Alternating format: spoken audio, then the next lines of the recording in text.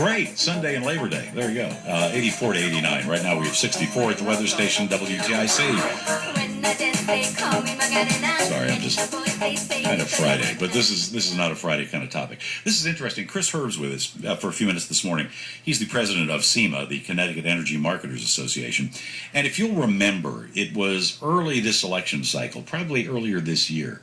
Some donations were made to, Dannel P. Malloy, but also, I believe, to the governors. There's apparently a state organization or a federal organization that supports Democrats. Anyway, with us Chris Herb has a problem with this. Chris, first of all, good morning. Thanks for being on. Good morning, Ray. Thanks for having me. All right, Chris, tell us about your guys. These are guys like Quinoco and Viking. I mean, these are the guys who sell oil, right? And propane, perhaps. Sure. We represent small family-owned energy marketers in Connecticut who primarily engage in the sale of heating oil, propane, heating and air conditioning services.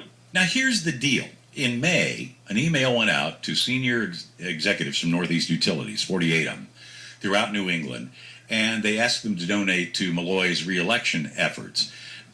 What's the problem you see with this? Because it turned out to be $46,500. So that's pretty good. What's your concern here? What are your members worried about?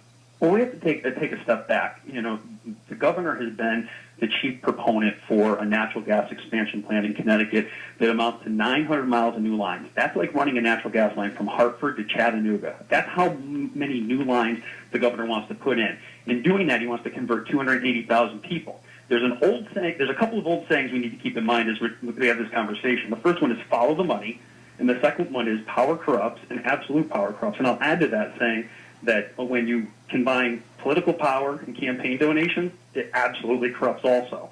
So with all that being said, you have a governor who is a cheerleader for a regulated monopoly. The appropriate role of government is to oversee and is to protect ratepayers. But instead, we have a company like Northeast Utilities. It's a $7 billion corporation who does not have to contribute one dime to this expansion plan.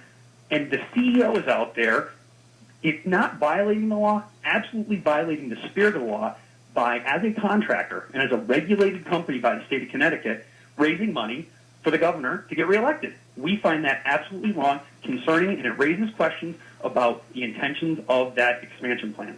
So, all right, if it's nothing but appearances, that's still an issue because it appears to be, I don't want to say under the table, but it seems to be somewhat unfair.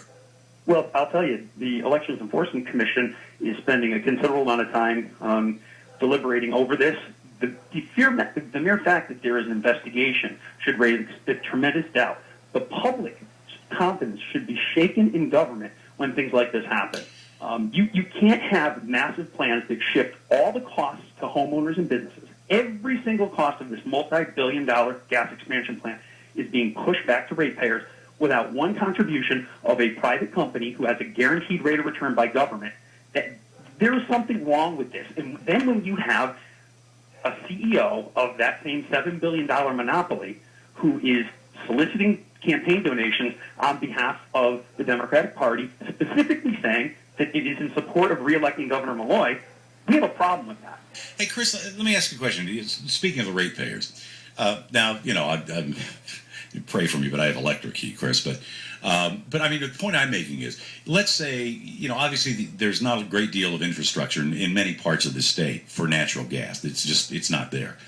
And so this would be used, I guess, to enhance that infrastructure and expand it.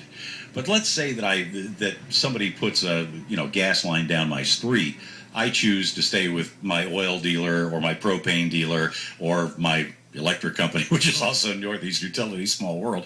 But I mean, does somebody who doesn't connect to the natural gas system, do they too get billed for this? No, it will be new ratepayers and existing ratepayers who will pay for this expansion plan.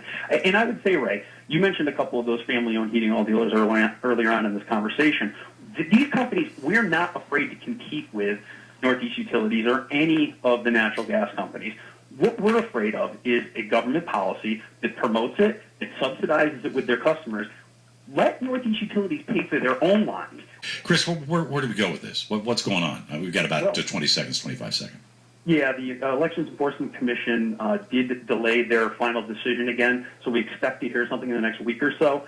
We are anxiously anticipating an outcome that should restore confidence in the public by finding out the truth, exposing that truth. And I think that I don't think if you follow the money, it's going to surprise anybody what the truth is. All right, Chris. Hey, thank you very much for being on. Good luck to you guys.